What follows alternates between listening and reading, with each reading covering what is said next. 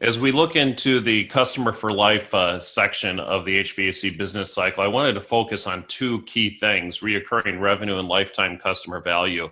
And we're going to be focusing on this for quite a good chunk for the rest of the series that we have. And to kind of kick that off and start talking about this concept, I wanted to throw a couple of different things out here. In talking to a lot of our territory sales managers and many dealers that are out there, and to just reiterate what Tom had talked about, we do see dealers that have been in different camps.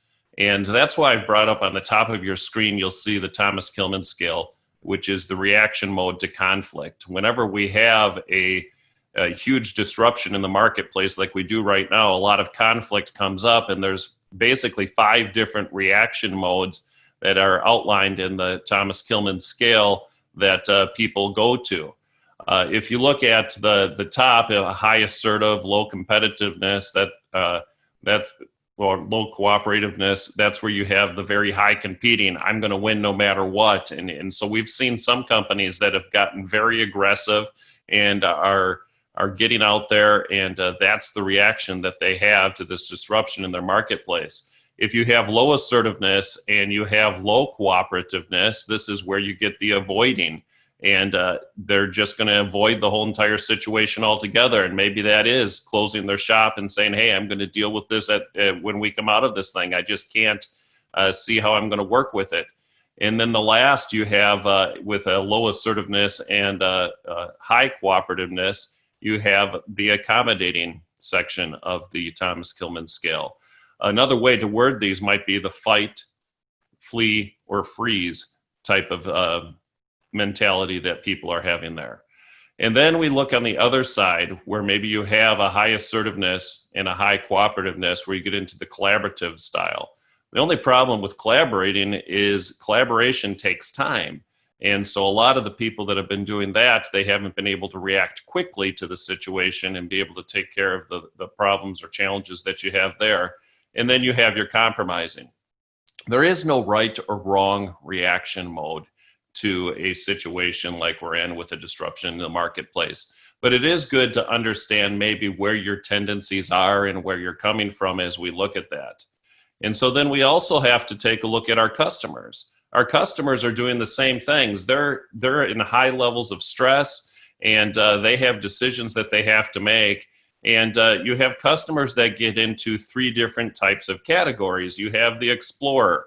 Now, the explorer is the customer that everybody wants because they're the ones that find your business, they love your business, and they're the ones that are exploring new ways that they can interact and they can work with your team. And so these may be the people that are engaged with maintenance agreements with you, that are looking for the indoor air quality solutions from you, and they keep forcing your company to be innovative and adapt because they're always looking for new ways that they can interact and work with you.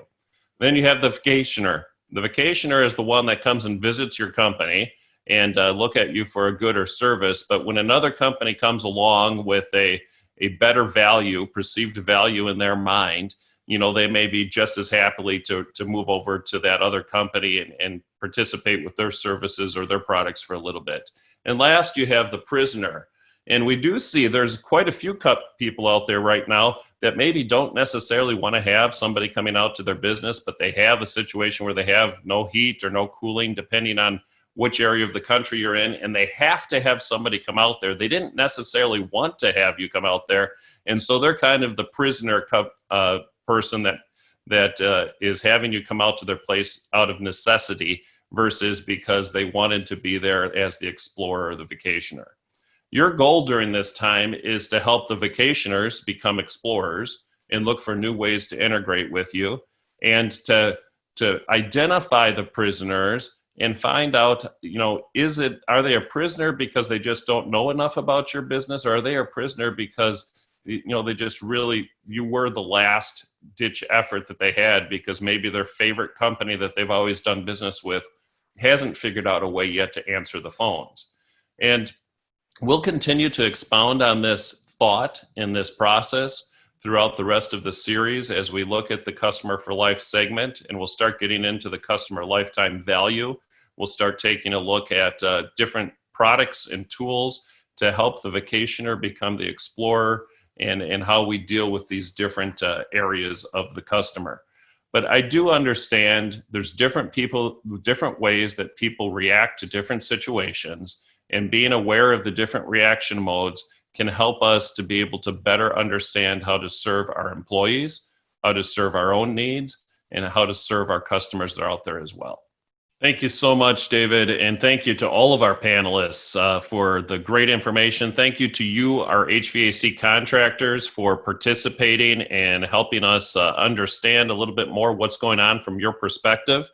Next week, we're going to be looking at all areas of the HVAC business cycle through the numbers, and so we'll be getting into some key performance indicators and talking about what those indicators may mean and what sort of tools and resources that we have available to be able to address that. As always, I continue to ask everybody to look at technology, embrace technology that's available to you, and continue to thank and encourage your people. We'll see everybody next week.